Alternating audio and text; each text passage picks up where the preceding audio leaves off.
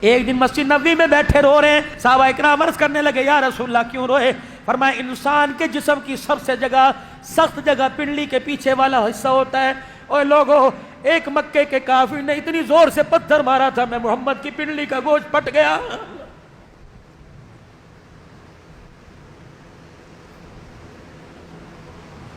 بلال جی آبنا کے لال، تجھے وہ وقت یاد ہے نا جب اذان ہو گئی، صفیں بند گئی، صحابہ بیٹھے تھے، تو میرے دروازے پر آ کے کہا الصلاۃ۔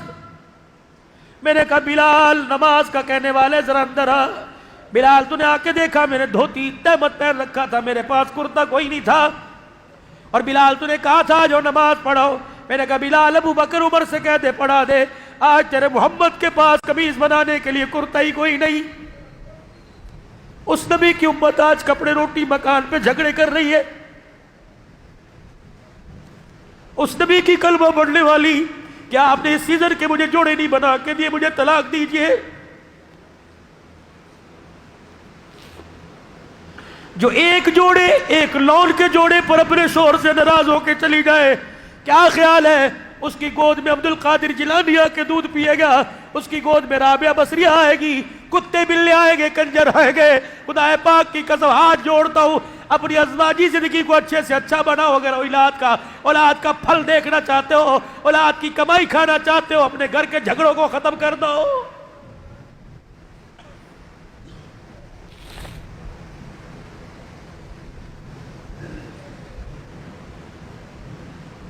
ازلی دشمنوں سے کہہ رہے کچھ کھایا پیا؟ ایک ڈرتا ہوا اٹھا اور اٹھ کے کہنے لگا آپ روٹی کی بات کرتے ہو، وہ کالے رنگ کا جو بلال ہے جسے مکے کی گلیوں میں رسیوں سے باندھ کے مارا کرتے تھے، آج وہی ہمارے سے سنبھالا نہیں جا رہا ہے۔ کیا کیا میرے بلال نے؟ کیا کیا میرے بلال؟ کہ جب بھی مسجد میں آتا ہے تلوار نکال کے یوں کر کے اس کی چمک دکھا کے جاتا ہے، ہٹو بچوں کے نعرے لگا کے جاتا ہے کہ ابھی تمہارے ٹکڑے کروں گا۔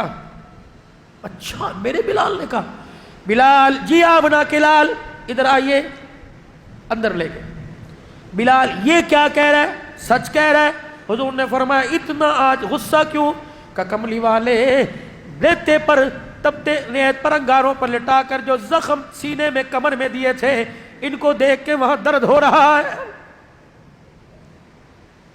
کملی والے وہ آپ کو وقت یاد ہے نا جب مکے کے نوجوان میرے سینے پہ اچھلتے تھے اور آپ کے کانوں میں آواز میری پسلیوں کے ٹک ٹک ہونے کی آیا کرتی تھی، میں نہیں چھوڑوں گا آج۔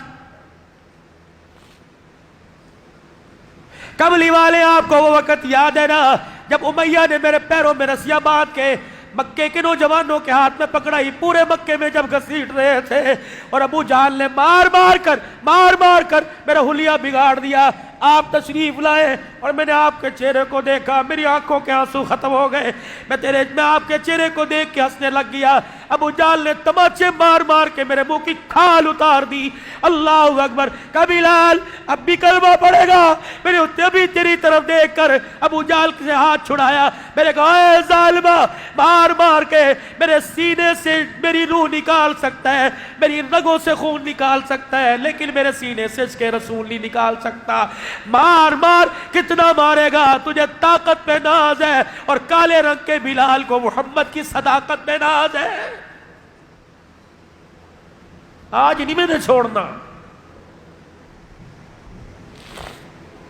نہیں چھوڑے گا جی، نہیں میں نے کوئی نہیں چھوڑنا۔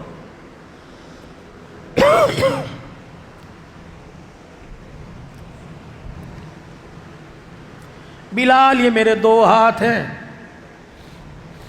فیصلہ کر اٹھنے کی اجازت نہیں۔ کہ جی یا رسول اللہ، کہ بلال یا اللہ کا رسول لے لے یا بدلے لے لے، فیصلہ کر۔ واہ بلال، کعبے کی چھت پہ کھڑے ہو کر اذان دینے والا، سید الحبشہ، نبی کی سواری کی مہار پکڑ کر نبیوں سے پہلے جنت میں جانے والا بلال، اپنی تلوار کو حضور کے قدموں پہ رکھی اور نبی کا ہاتھ چوما کہ بدلوں کو دفع کرو، میں اللہ کا رسول لوں گا۔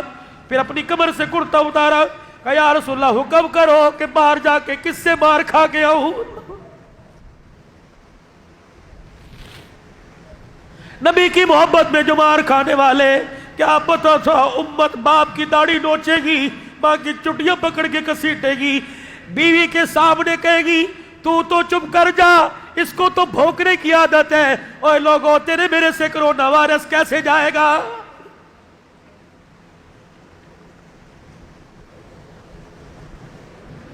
بلال سب کو مسجد میں بلا، زخمی صحابہ مسجد میں آ گئے، آپ نے فرمایا لوگوں میرا دانت کا باہر بیٹھا ہے، ان کو روٹی کون کھلائے گا؟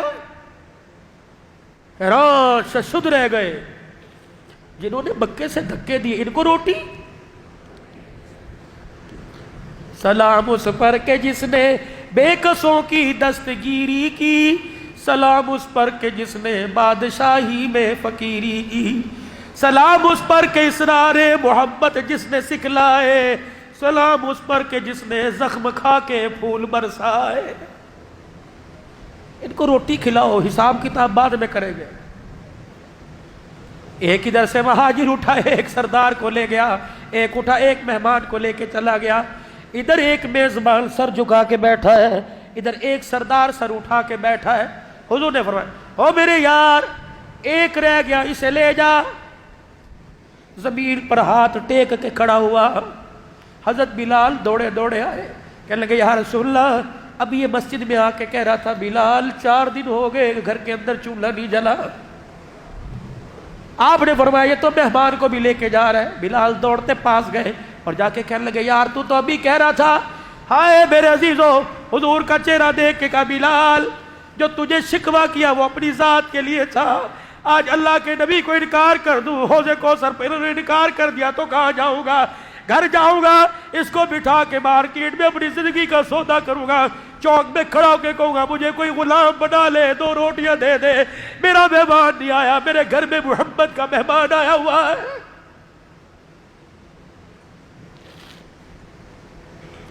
ساس سسر دروازے پر آ جائے، دماد صاحب دیکھ کے کہتے بھوکے آ گئے،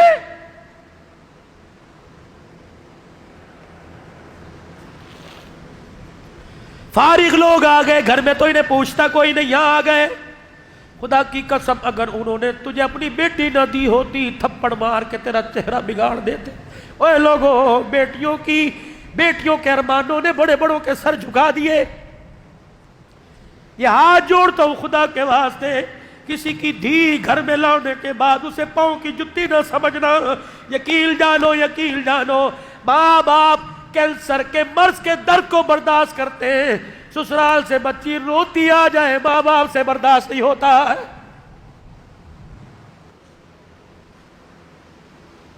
کہاں بیٹھے ہو؟ تم نے نماز روزے کا دین پڑھا، معاشرت پڑھو، ازواجی زندگی پڑھو۔